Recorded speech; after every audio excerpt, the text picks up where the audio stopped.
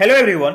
आप सभी का फिर से स्वागत है। ये एनसीईआरटी बायोलॉजी का डिस्कशन है और हमारा टॉपिक चल रहा है श्वसन तंत्र, रेस्पिरेटरी सिस्टम, अध्याय 8। तो चलिए इस टॉपिक अंतर्गत सबसे पहले क्रेब्स चक्र के बारे में डिस्कस करेंगे। क्रेब्स चक्र क्या है?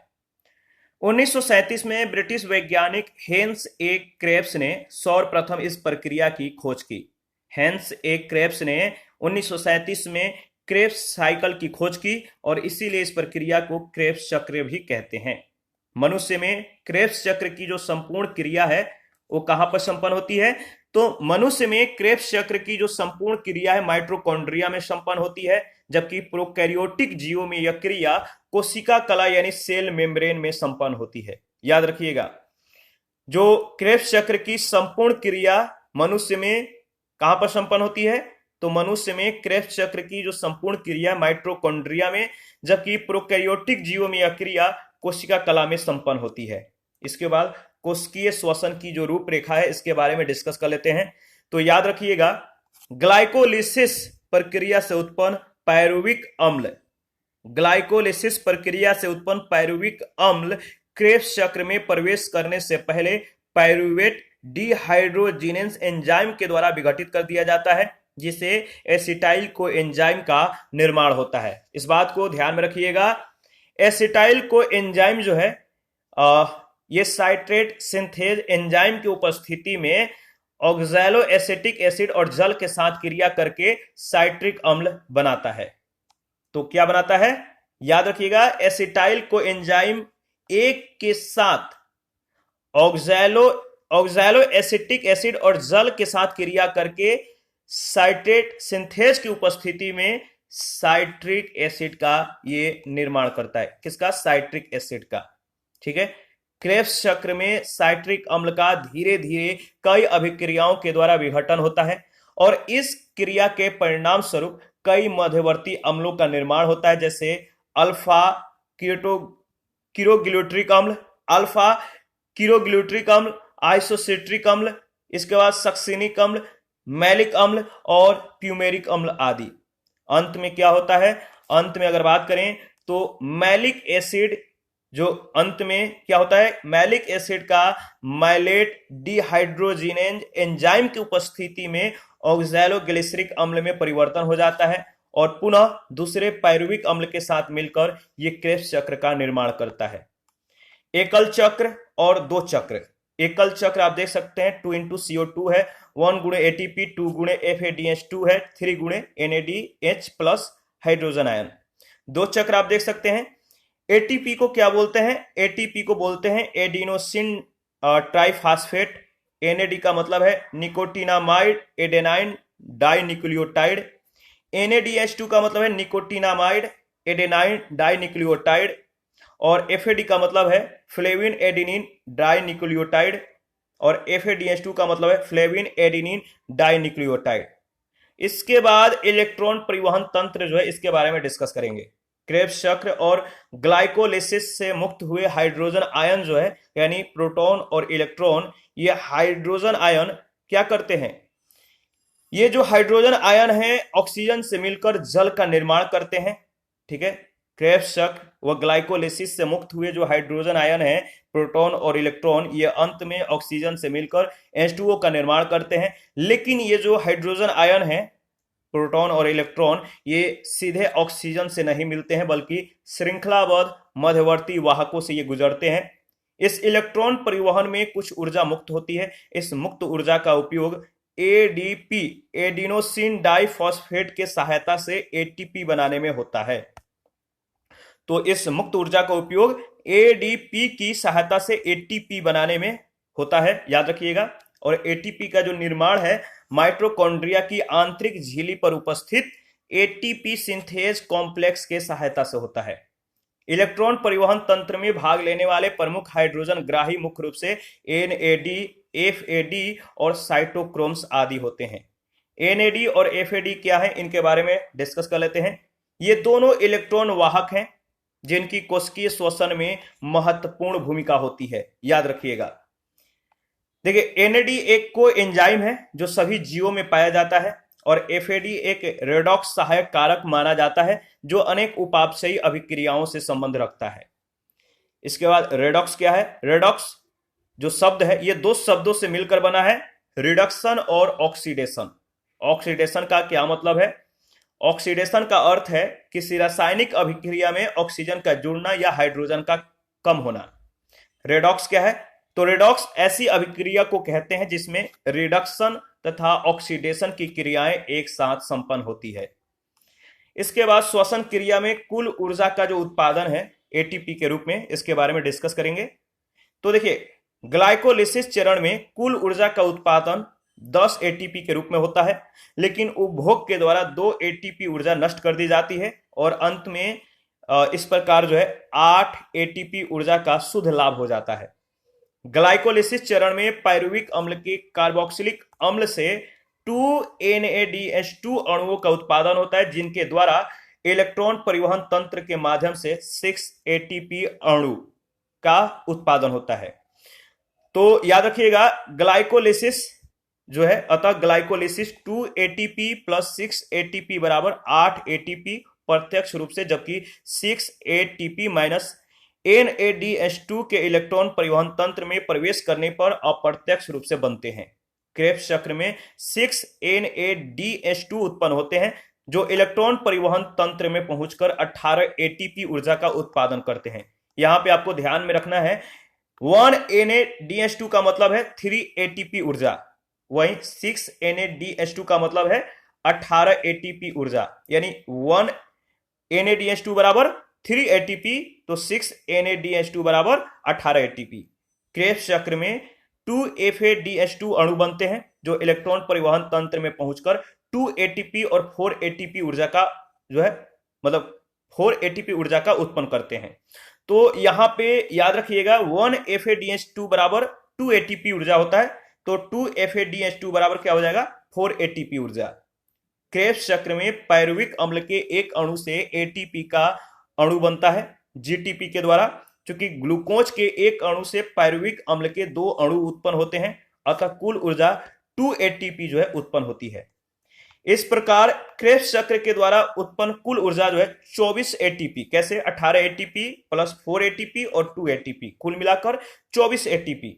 इस प्रकार यूकैरियोटिक कोशिकाओं में ग्लाइकोलिसिस से 8 एटीपी ऊर्जा, पायरुविक अम्ल के विखंडन से 6 एटीपी ऊर्जा और क्रेब्स चक्र में 24 एटीपी ऊर्जा का शुद्ध लाभ होता है। अतः कोशिकाओं को श्वसन क्रिया के माध्यम से 18 एटीपी ऊर्जा जो है प्राप्त होती है। इसके बाद मानव श्वसन तंत्र, इसके बारे में डिस्कस करेंगे। तो देखिए, मनुष्य का श्वसन तंत्र कई अंगों का सम्मिलित रूप है। मनुष्यों में जो श्वसन तंत्र है ये कई अंगों का एक सम्मिलित रूप है। इनके माध्यम से ही शरीर में वायु का जो है आदान प्रदान होता है और इन अंगों में सबसे जो महत्वपूर्ण अंग है वह है लंग्स यानी फेफड़ा। मानव श्वसन तंत्र के जो मुख्य अंग हैं जैसे नाक है, नासागुहा है, नेजल कैविटी, ठीक है, श्वास नली, फेफड़ा, ग्रसनी, स्वर यंत्र यानी कंठ, श्वसनिकाय और डायाफ्राम। मानव श्वसन जो तंत्र है आप देख सकते हैं फिगर के माध्यम से, यह है आपका नाक, यह है आपका नेजल कैविटी, ठीक है, नाक के हड्डी को नेजल कैविटी बोलते हैं, और यह है आपका स्वर यंत्र यानी कंठ, ठीक है, यह है आपका ग्रसनी। यहां पे क्या है? यहां पे ये वायु कोश हैं और इसमें कूपिका वाहिनियां होती हैं, ये कूपिका वाहिनियां हैं। ये आपका श्वसनिकाय है, ये आपका क्या है? ये वाला ये मुख्य श्वसनी है, ठीक है। इसके बाद ये आपका बायां फेफड़ा है और ये क्या है? ये दायां फेफड़ा है और ये डायफ्राम है। क्या है? डायफ्राम। ये है आपका श्वसनिकाय। नाक के बारे में डिस्कस कर लेते हैं। नाक मानव श्वसन तंत्र का प्राथमिक अंग है, ये बहुत ही इंपॉर्टेंट होता है।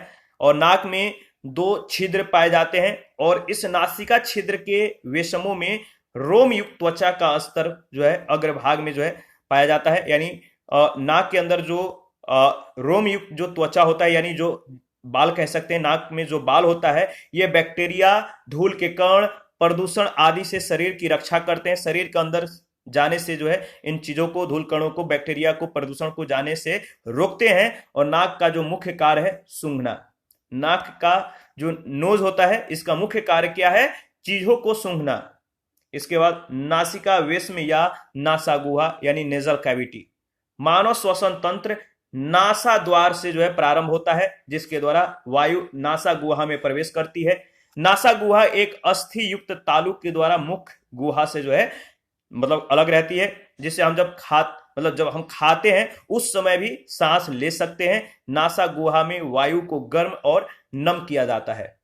नासिका वेश्म में श्लेष्मा झिल्ली की एक पतली सतह या लेयर होती है जो श्लेष्मा का स्राव करती है। क्या करती है? श्लेष्मा का स्राव करती है। वायु में उपस्थित धूल कण और अन्य हानिकारक जीवाणु श्लेष्मा द्वारा रोक लिए जाते हैं और स्वच्छ वायु नासा गुहा से जो है ग्रसनी में प्रवेश करती है। तो ग्रसनी क्या है? ग्रसनी पाचन और श्वसन तंत्र दोनों के लिए महत्वपूर्ण अंग है। ग्रसनी जो है इसका एक छिद्र के द्वारा, ग्रसनी का जो एक छिद्र है ये श्वासन नली में जो है क्या होता है? खुलता है। तो ग्रसनी एक छिद्र के द्वारा जो है ग्रसनी में खुलता है। जब हम भोजन को निगलते हैं तो ग्लॉटिस एक उपास्थि युक्त कपाट के द्वारा ढक जाता है या ढका होता है। इसे खाते समय श्वसन मार्ग में अवरोध उत्पन्न नहीं होता है। ग्रसनी से होते हुए जो वायु है श्वास नली में पहुंचती है और यहां से वायु स्वर यंत्र यानी कंठ में जो है पहुंचती है। तो स्वर यंत्र या जो कंठ है इसका मतलब क्या है? ये क्या है? तो स्वर यंत्र या कंठ ग्रसनी को श्वास नली से जोड़ता है। स्वर यंत्र मुख्यतः ध्वनि उत्पन्न करने का कार्य करता है, यानी जो कंठ है इसी के माध्यम से हम बोल पाते हैं, अपने भावनाओं को शब्द के रूप में व्यक्त कर पाते हैं। ध्वनि उत्पन्न करने के अतिरिक्त यह जो है श्वासोच्छ्वास, खांसने, निगलने और श्वसन मार्ग की सुरक्षा करता है। महिलाओं और बच्चों में जो स्वर यंत्र होता है, जो कंठ होता है, वो पतला होता है, इसीलिए उनके आवाज की जो तारत्व होता है वो अधिक होता है। तो स्वर यंत्र पतला होने के कारण महिलाओं और बच्चों के जो आवाज होते हैं इनमें जो तारत्व होता है वो अधिक होता है। इसके बाद है श्वास नली। श्वास नली यानी विंड पाइप। स्वर यंत्र और फेफड़ों को जोड़ने वाली नली श्वास नली कहलाती है। श्वास नली की जो लंबाई होती है लगभग 11 सेंटीमीटर और व्यास 2.5 सेंटीमीटर होता है। श्वास नली की दीवारों पर पारदर्शी उपास्थि वलय उपस्थित होते हैं। इन्हीं उपास्थीय वलय के कारण श्वास नली से वायु के निकल जाने पर भी श्वास नली पिचकती नहीं है। इसके बाद है श्वसनिकाएं। श्वास नली नीचे की ओर वक्ष गुहा में पहुंचकर दाएं और बाएं दो प्रधान श्वसनियों या श्वसनिकाओं में विभाजित हो जाती है, जिन्हें वायु कोष्ठिका वाहिनियां या कुपिका वाहिनियां कहते हैं। वायु कोष्ठिका वाहिनियां आगे जाकर अनेक छोटे छोटे वायु कोष में या एल्वियोलाई में खुलती है। ठीक है, प्रत्येक एल्वियोलाई या वायु कोष फेफड़े की संरचनात्मक व कार्य की इकाई होती हैं। इसके बाद जो लंग्स है इसके बारे में देख लेते हैं। वक्ष गुहा में दोनों ओर दाएं और बाएं एक एक स्पंजी, गुलाबी व लगभग शंक्वाकार रूप में फेफड़े पाए जाते हैं, जिन्हें लंग्स कहते हैं। ठीक है, फेफड़ा युग्मित ये अंग है जो फुफ्फुस आवरणी गुहा थोरासिस कैविटी में स्थित होता है। फेफड़ा एक द्विस्तरीय फुफ्फुस क्या है? जो फेफड़ा है, जो लंग्स है, ये द्विस्तरीय फुफ्फुस आवरणी झिल्ली के द्वारा जो है सुरक्षित होता है, जिसे फुफ्फुस झिल्ली यानी जो प्लूरल मेम्ब्रेन कह सकते हैं। तो प्लूरल मेम्ब्रेन कहते हैं। फेफड़ों और फुफ्फुस के मध्य म्यूकस जैसा चिकना पदार्थ पाया जाता है, जो फेफड़े के फैलने और संकुचित होने से उत्पन्न होने वाले घर्षण को ये कम करने का कार्य करता है। फेफड़ों का मुख्य कार्य शरीर के अंदर वायु ग्रहण करके ऑक्सीजन उपलब्ध कराना व कोशिकाओं की गतिविधियों से उत्पन्न होने वाली कार्बन डाइऑक्साइड को बाहर निकालना है। जो बाएं फेफड़े हैं, जो लेफ्ट लंग है, इसकी अवतल बाएं फेफड़े की अवतल खांचे को हृदय खांचा कहते हैं। ठीक है, और जिसमें हृदय स्थित रहता है। दायां फेफड़ा बाएं फेफड़े से कुछ बड़ा और चौड़ा होता है, परंतु लंबाई में छोटा होता है। तो दायां फेफड़ा बाएं फेफड़े से कुछ बड़ा होता है, चौड़ा होता है, लेकिन लंबाई में छोटा होता है। फेफड़ों तक अशुद्ध रक्त यानी डीऑक्सीजनेटेड जो ब्लड होता है फुफ्फुस धमनी के द्वारा पहुंचाया जाता है। यह मानव शरीर की एकमात्र धमनी है जिसमें अशुद्ध रक्त प्रवाहित होती है। तो फेफड़ों तक जो अशुद्ध रक्त है, डीऑक्सीजनेटेड जो ब्लड होता है, फुफ्फुस धमनी के द्वारा जो है पहुंचाया जाता है। और यह मानव शरीर की एकमात्र धमनी है जहां पर अशुद्ध रक्त प्रवाहित होता है। फेफड़ों के द्वारा शुद्ध किया हुआ जो रक्त होता है ऑक्सीजनेटेड जो ब्लड होता है फुफ्फुस शिरा के द्वारा हृदय के बाएं अलिंद जो लेफ्ट जो अलिंद होता है, यानी फुफ्फुस शिरा के द्वारा हृदय के जो बाएं अलिंद है इसमें पहुंचाया जाता है शुद्ध रक्त को। ठीक है, यह मानव शरीर का एकमात्र शिरा है जिसमें शुद्ध रक्त यानी ऑक्सीजनेटेड ब्लड प्रवाहित होता है। इसके बाद डायफ्राम क्या है? वक्षीय गुहा का निचला भाग एक पतले पट के द्वारा जो है बंद रहता है जिसे डायफ्राम कहते हैं। यह वक्ष और उदर के बीच स्थित एक गुंबदाकार संरचना है जो देह गुहा को अग्र वक्ष गुहा और पश्च उदर गुहा में विभाजित करता है। तो डायफ्राम क्या है? वक्षीय गुहा का एक निचला भाग होता है, ये पतले पट्टे के द्वारा बंद रहता है, इसे डायफ्राम कहते हैं। यह वक्ष और उदर के बीच यानी जो हमारा वक्ष है, जो चेस्ट है और जो पेट है, इनके बीच स्थित एक गुंबदाकार संरचना है जो देह गुहा को अग्र वक्ष गुहा और पश्च उदर गुहा में विभाजित करता है। उच्छ्वास के दौरान यह संकुचित हो जाता है। श्वसन की जो क्रिया विधि है, मैकेनिज्म ऑफ रेस्पिरेशन, इसके बारे में देख लेते हैं।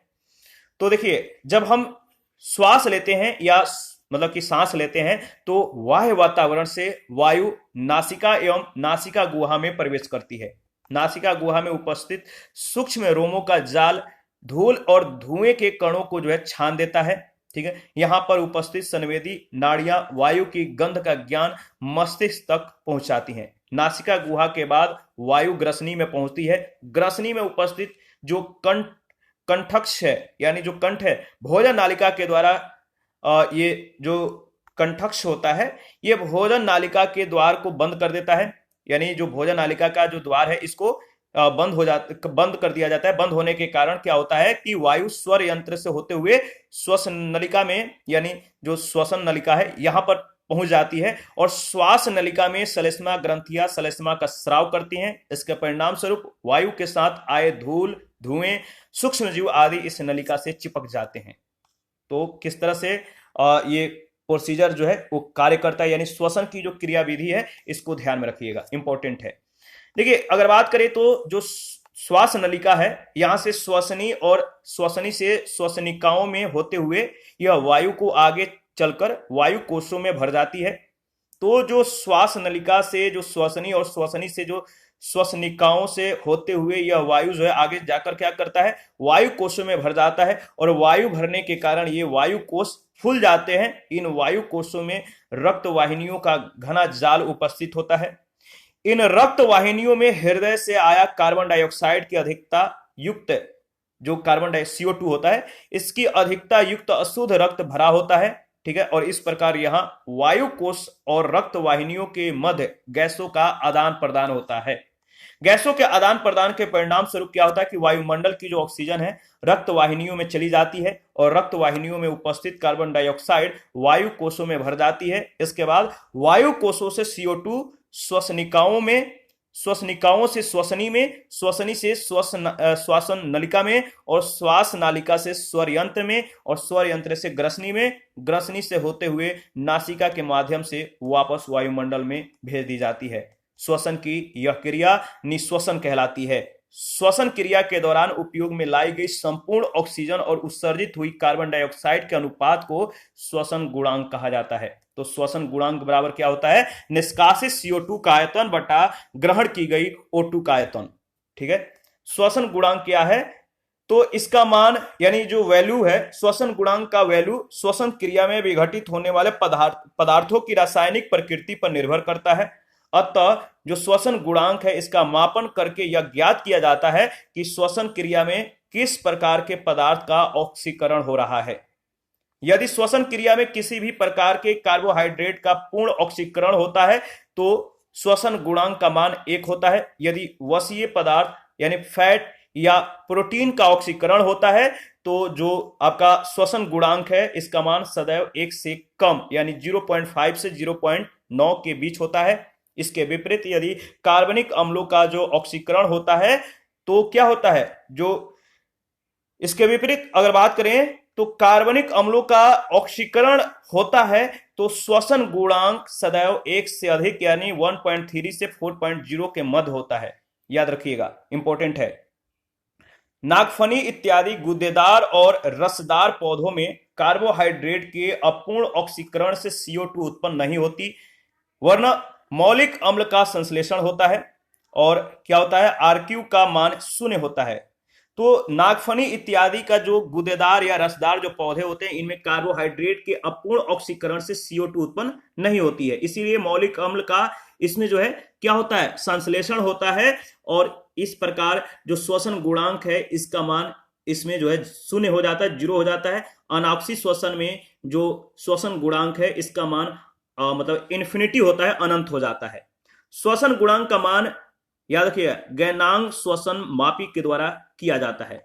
तो जो RQ है, जो श्वसन गुणांक है, इसका मापन कैसे होता है, गैनांक श्वसन मापी के द्वारा। आगे बढ़ते हैं, प्रकाश श्वसन क्या है इसके बारे में देख लेते हैं। देखिए, प्रकाश श्वसन क्रिया जो है अधिकतर हरे पौधे यानी C3 प्लांट्स में केवल तीव्र प्रकाश की उपस्थिति में होती है और इस क्रिया में पौधे ऑक्सीजन ग्रहण करके कार्बन डाइऑक्साइड का निष्कासन करते हैं।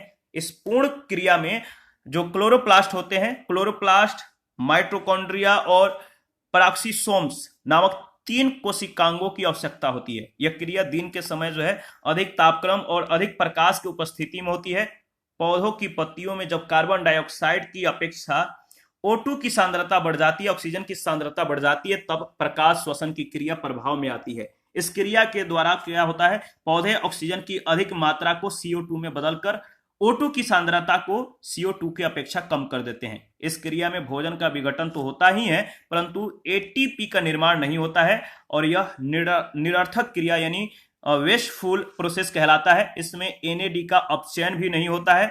इसमें उत्पन्न ऊर्जा उष्मा के रूप में निष्कासित हो जाती है। श्वसन से संबंधित जो रोग है, पहला है श्वसनी शोथ। ठीक है, तो जो श्वसनी शोथ है ये श्वसन से संबंधित होने वाले रोग हैं। यह श्वसनी शोथ अथवा जो सूजन है जिसकी पहचान श्वसनी के आंतरिक स्तर में उपस्थित याद रखिएगा सोरोम्यूकस, जो श्वसनी शोथ या जो सूजन है इसकी पहचान श्वसनी के आंतरिक स्तर में उपस्थित सेरोम्यूकस ग्रंथि व गॉबलेट कोशिकाओं की अति वृद्धि के कारण होती है। गाढ़े हरे पीले रंग के बलगम के साथ लगातार खांसी आना इसके लक्षण है। यह मूल रूप से संक्रमण का जो सूचक है, जिसके परिणाम स्वरूप सलेस्मा का अत्यधिक स्राव होता है। तो श्वसनी शोथ का जो सिम्टम है क्या है, इसमें क्या होता है कि श्वसनी शोथ या श्वसनी जो हमारा श्वसन ग्रंथि होता है वो सूज जाता है।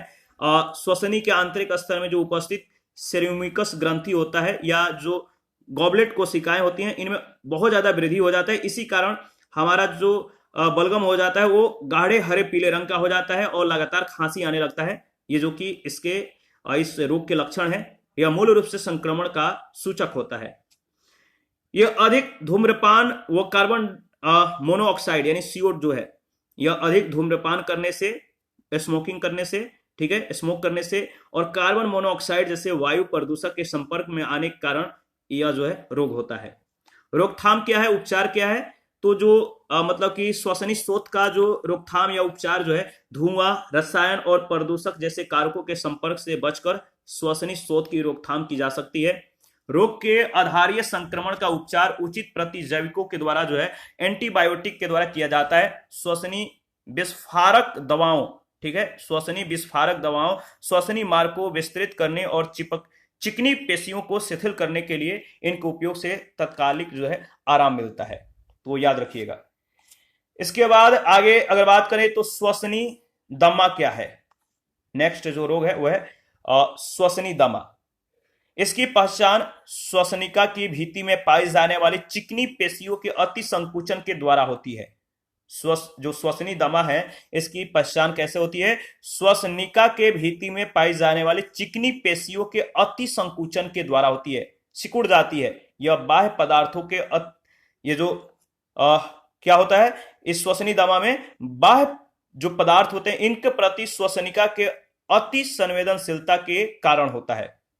तो यह प्रायः बाह्य पदार्थों के जो बाह्य पदार्थ होते हैं इनके प्रति जो श्वसनिका के अति संवेदनशीलता इसके कारण होता है, जो इसके द्वारा अंदर ले जाने वाली वायु के साथ आ जाते हैं। खांसी और तीव्र श्वसन, विशेषकर निश्वसन विशेषकर निश्वसन में इस रोग के प्रमुख लक्षण दिखाई देते हैं। वायु मार्ग के जो श्लेष्मा झिल्ली होता है, इसके द्वारा अत्यधिक श्लेष्मा के स्राव के कारण श्वसनी और श्वसनिका दोनों का मार्ग अवरुद्ध हो जाता है। इन दोनों के मार्गों में रुकावट आता है।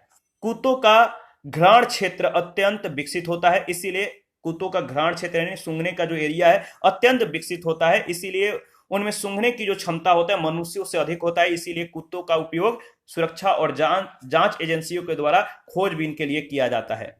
रोकथाम और उपचार क्या है? तो जो श्वसनी दमा है, इसके रोकथाम के लिए अगर बात करें तो यह एक एलर्जी रोग है, एलर्जिक रोग है, एलर्जी से होने वाला रोग है। बाह्य पदार्थों और एलर्जिक के संपर्क से बचाव इसके रोकथाम का सर्वोत्तम उपाय है। यह जो रोग है, अगर रोगी जो है बहुत कम संख्या में प्रतियोजकों यानी जो एलर्जी उत्पन्न करने वाले जो पदार्थ हैं इनके प्रति अगर संवेदनशील है तो अल्प संवेदीकरण यानी विशिष्ट प्रतियोजकों के अल्पांश का संपर्क भी इसके रोकथाम का एक अन्य साधन है। यानी जो एलर्जी उत्पन्न करने वाले जो पदार्थ हैं इनसे बचा जाए, इसका रोकथाम हो सकता है। और इस रोग के उपचार में ये जो श्वसनी जो दमा है, इस रोग के उपचार में संक्रमण के उन्मूलन के लिए प्रतिजैविकों के उपयोग और श्वसनी विस्फारक दवाओं के साथ साथ श्वास यंत्र उपयोग से तात्कालिक आराम जो है यानी क्विक रिलीफ पाया जा सकता है। इसके बाद है एम्फाइसीमा। एम्फाइसीमा क्या है? यह श्वसनी अथवा कुपिका का असामान्य फैलाव है जिसके कारण इन भागों का लचीलापन समाप्त हो जाता है और इसके परिणाम स्वरूप कुपिका में सदैव यहां तक कि निश्वसन के पश्चात भी वायु की आपूर्ति बनी रहती है, जिससे फुफ्फुस का आकार बढ़ जाता है और इस समस्या का कारण धूम्रपान और दीर्घकालिक श्वसनी शोथ है। तो याद रखिएगा रोकथाम उपचार क्या है? तो एम्फाइसीमा फुफ्फुस का एक दीर्घकालिक अवरोधी रोग है जिसमें कुपिका के अनुत्क्रमणीय प्रसार के कारण इसका स्थायी उपचार अति जो है संभव नहीं, अभी मतलब कि कह सकते हैं कि इस रोग का जो अस्थायी उपचार जो है अभी संभव नहीं है। तो इस रोग के उपचार के लिए जो है मतलब कि इस रोग पर उपचार, इस रोग को फैलने से मतलब कि रोकने के लिए नियंत्रण पाना बहुत जरूरी है। इस रोग का उपचार भी लाक्षणिक होता है, लक्षणों पर आधारित होता है। इसके उपचार के लिए श्वसनी विस्फारकों, प्रतिजैविकों और ऑक्सीजन का उपयोग किया जाता है।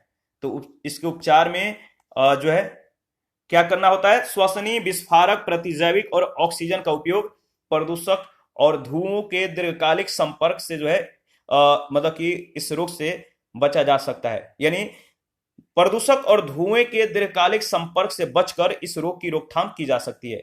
तो धूम्रपान और अन्य जो किसी प्रकार का जो प्रदूषक है इनसे बचा जाए तो इस रोग से मतलब कि बचा जा सकता है। इसके बाद है निमोनिया। ठीक है, निमोनिया को फुफ्फुस प्रदाह या फुफ्फुस शोथ भी कहा जाता है। जो निमोनिया है इसको क्या बोलते हैं? फुफ्फुस प्रदाह या फुफ्फुस शोथ, क्योंकि निमोनिया रोग में फुफ्फुस कोशिकाओं में तीव्र संक्रमण और शोथ उत्पन्न हो जाता है, सूजन उत्पन्न हो जाता है। यह सामान्यतः बैक्टीरिया यानी याद रखिएगा जो बैक्टीरिया है स्ट्रेप्टोकोकस न्यूमोनी, जो निमोनिया होता है किस नामक बैक्टीरिया से होता है? तो स्ट्रेप्टोकोकस न्यूमोनी या वायरस के कारण होता है। कभी कभी कवक, प्रोटोजोआ, माइकोप्लाज्मा और कुछ दवाओं के कारण भी जो है यह रोग होता है। निमोनिया में फेफड़ों की वायु कुपिकाओं में पानी भर जाता है। निमोनिया में क्या होता है? फेफड़ों की वायु कुपिकाओं में पानी भर जाता है जिससे रोगी सांस लेने में कठिनाइयों का अनुभव करता है। तो इस रोग का रोकथाम और उपचार क्या है? निमोनिया का प्रमुख कारण है संक्रमण, अतः प्रतिजैविकों के उपयोग, जो एंटीबायोटिक है, प्रतिजैविकों के उपयोग के द्वारा संक्रमण को दूर करके इसका उपचार किया जाता है। व्यक्तियों में समय पर किए गए उपयुक्त टीकाकरण के द्वारा रोग की रोकथाम भी की जा सकती है। तो टीकाकरण भी इसके उपाय हैं। इसके बाद है व्यावसायिक श्वसन रोग। व्यावसायिक जो श्वसन रोग है यानी ऑक्यूपेशनल रेस्पिरेटरी डिजीज।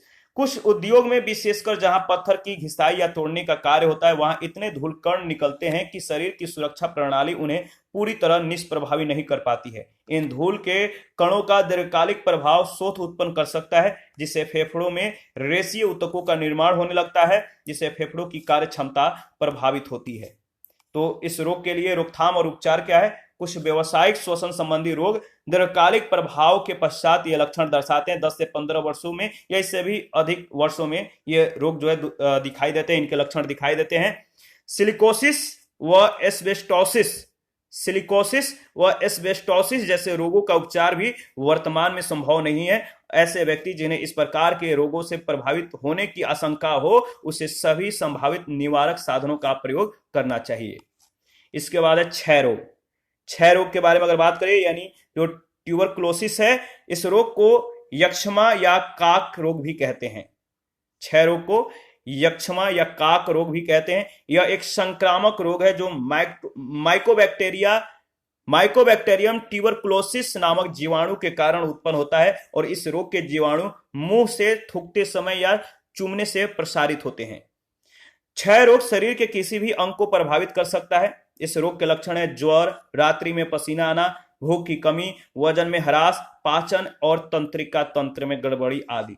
क्षय रोग से प्रभावित रोगी थकावट और दुर्बलता का यानी कमजोरी का अनुभव करता है, उसे भूख नहीं लगता है, वजन में कमी आ जाती है और ज्वर आता है और रात्रि में पसीना आना जो है सामान्य हो जाता है।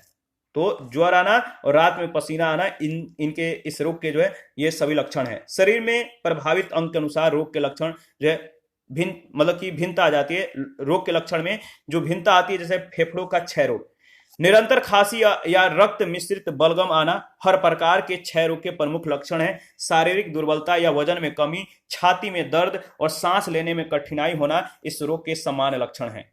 ठीक है। दूसरा है लसिका ग्रंथि का क्षय रोग। प्रायः पैरों की लसिका ग्रंथि जो होता है, इसमें सूजन और कोमलता होना और लसिका ग्रंथियों में सूजन के कारण त्वचा से स्राव इसके प्रमुख लक्षण है।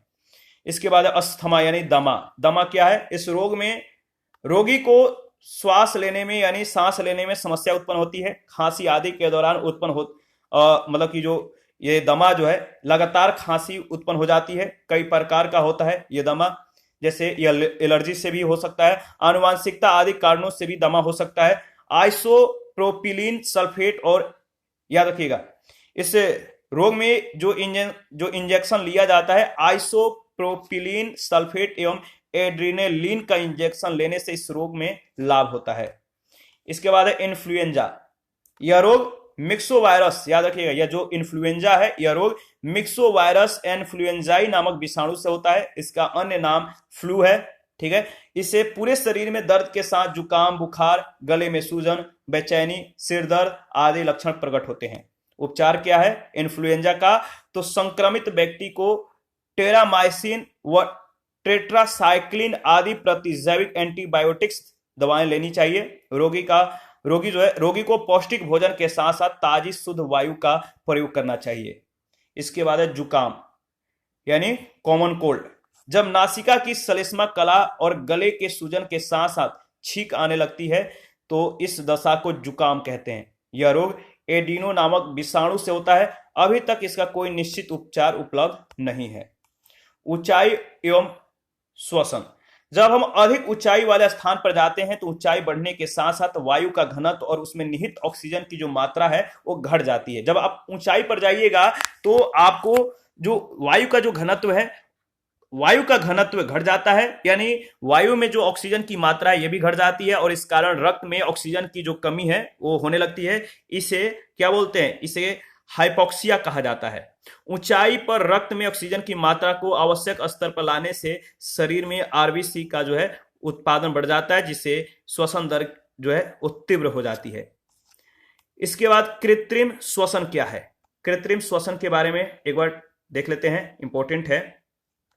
जल में डूबने या बिजली का करंट लगने पर जब किसी व्यक्ति की श्वसन क्रिया रुक जाती है तो कृत्रिम श्वासोच्छ्वास लेना पड़ता है। श्वसन की प्रक्रिया को जो है पूरा करना होता है। इसके लिए प्रभावित व्यक्ति को पीठ के बल लिटाकर उसके गर्दन के नीचे हाथ रखकर मुंह से वायु दी जाती है और यह क्रिया 1 मिनट में 10 से 25 बार करनी चाहिए। इस प्रक्रिया में व्यक्ति में पुनः जो है श्वसन क्रिया प्रारंभ हो सकती है। तो यह है आपका कृत्रिम श्वसन। इसके बाद इस पर आधारित जो पहला प्रश्न है पूछा गया है कि मानव कलाई में नाड़ी स्पंदन करती है। मानव कलाई में जो नाड़ी है स्पंदन करती है किसके समान? हृदय के समान दर पर। यानी हृदय जैसे मतलब कि धड़कता है, उसी तरह नाड़ी भी जो है स्पंदन करती है। सीमेंट फैक्ट्री के मजदूरों को कौन सी बीमारी होने की संभावना रहती है? जो सीमेंट फैक्ट्री में जो काम करते हैं जो मजदूर, उनमें जो बीमारी होने की जो सबसे ज्यादा संभावना होती है, इसको बोलते हैं साइटोसिलिकोसिस। साइटोसिलिकोसिस। थर्ड नंबर है, निम्नलिखित में से किस प्रक्रिया में ऊर्जा मुक्त होती है? किस प्रक्रिया में ऊर्जा मुक्त होती है? तो श्वसन प्रक्रिया में। 4 नंबर है, निम्नलिखित में से किसे कोशिकीय श्वसन भी कहा जाता है? किसे कोशिकीय श्वसन भी कहा जाता है? तो अंतः श्वसन को कोशिकीय श्वसन कहा जाता है। श्वसन के संबंध में सत्य कथन की पहचान कीजिए। श्वसन के संबंध में जो सत्य कथन है वो क्या है? तो यह एक जैव रासायनिक प्रक्रिया है। क्या यह सत्य है? बिल्कुल। इसमें भोजन का ऑक्सीकरण होता है, यह भी सत्य है। एटीपी के रूप में ऊर्जा मुक्त होती है। उपयुक्त सभी कथन सत्य हैं। मानव शरीर में ऑक्सीजन का जो परिवहन होता है किसके माध्यम से किया जाता है? मानव शरीर में ऑक्सीजन का जो परिवहन है हीमोग्लोबिन और रुधिर प्लाज्मा, इन दोनों के द्वारा जो है किया जाता है, याद रखिएगा। निश्वसन के समय ग्रहण की गई वायु में ऑक्सीजन का कितना प्रतिशत, जो ऑक्सीजन है इसका कितना प्रतिशत होता है? तो निश्वसन के समय ग्रहण की गई जो वायु है इसमें ऑक्सीजन का जो मात्रा है वो 21% होता है। फेफड़ों में गैसों का आदान प्रदान किनके माध्यम से होता है? फेफड़ों में गैसों का जो आदान प्रदान होता है किसके माध्यम से होता है? तो वायु कूपिकाओं के द्वारा। किसके द्वारा? वायु कूपिकाओं के द्वारा। 9 नंबर है, पूछा गया कि उच्छ्वसन की प्रक्रिया में शरीर से बाहर निकाली गई वायु में ऑक्सीजन का कितना प्रतिशत होता है? उच्छ्वसन की प्रक्रिया में शरीर से बाहर निकाली गई वायु में ऑक्सीजन का कितना प्रतिशत होता है? तो 17%। श्वासोच्छ्वास तथा श्वसन के विषय में सत्य कथन की पहचान कीजिए। श्वासोच्छ्वास तथा श्वसन के विषय में सत्य कथन की पहचान कीजिए। तो इसमें जो सत्य कथन है बताइए। ठीक है, श्वासोच्छ्वास कोशिकाओं के बाहर जबकि श्वसन कोशिकाओं के भीतर होती है, बिल्कुल सत्य है।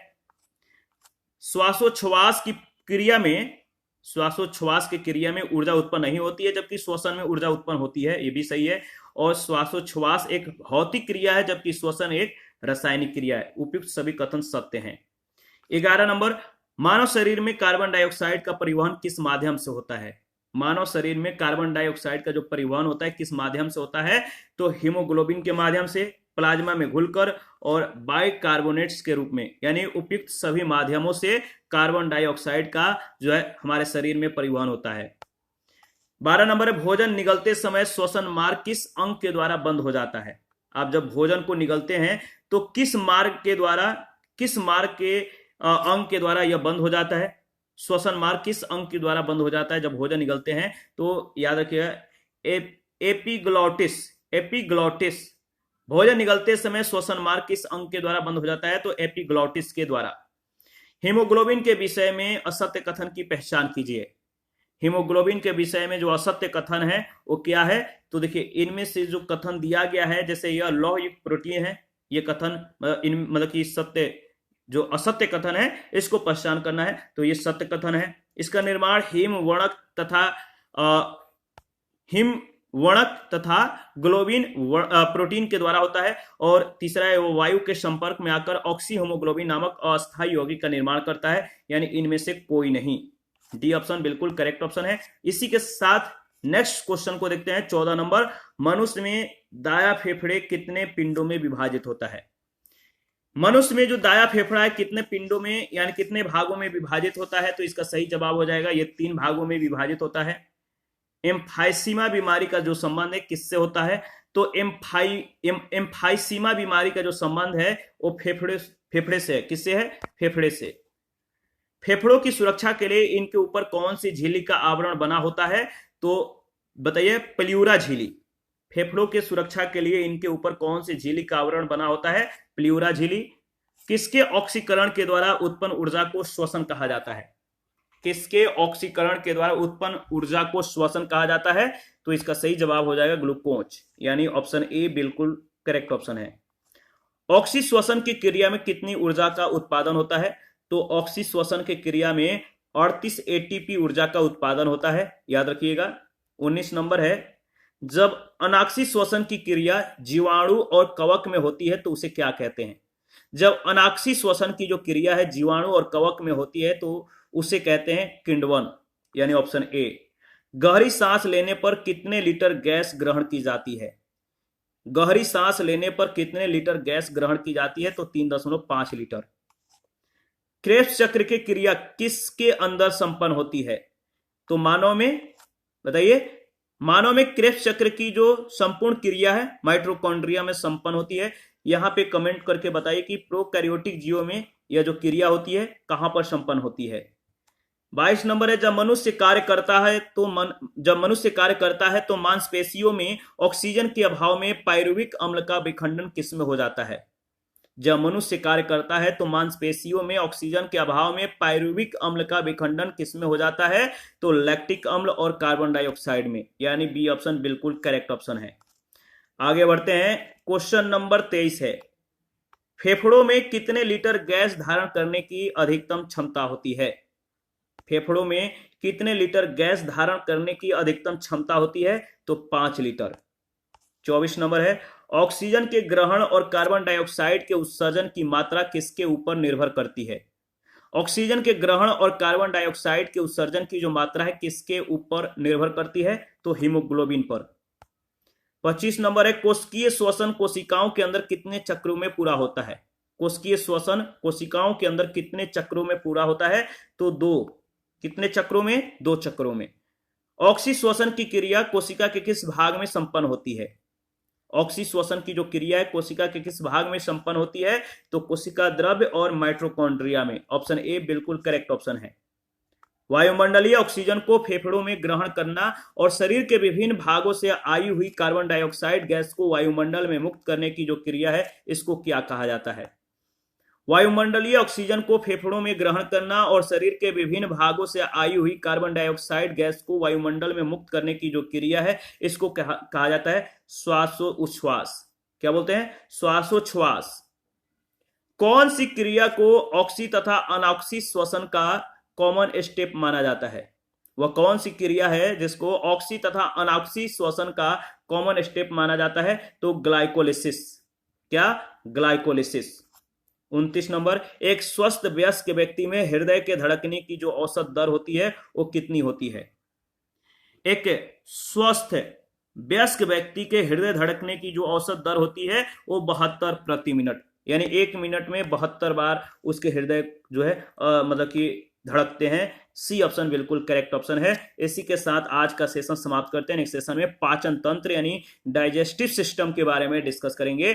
आप अपना प्रतिक्रिया देते रहिए, आपके प्रतिक्रियाओं का हमें बेसब्री से इंतजार रहता है। जिन लोगों ने Telegram channel, Telegram quiz group, Facebook page, Instagram को ज्वाइन नहीं किया है, वीडियो के डिस्क्रिप्शन बॉक्स में उसका लिंक है, आप ज्वाइन कर सकते हैं। और जिन लोगों ने अभी तक पीडीएफ नहीं लिया, अगर आपको पीडीएफ चाहिए तो Telegram channel, Telegram quiz group या चैनल के कम्युनिटी बॉक्स में जाइए, वहां पे इसके रिगार्डिंग में इंफॉर्मेशन को अपडेट कर दिया गया है। थैंक यू, मिलते हैं नेक्स्ट सेशन में, अभी के लिए इतना ही।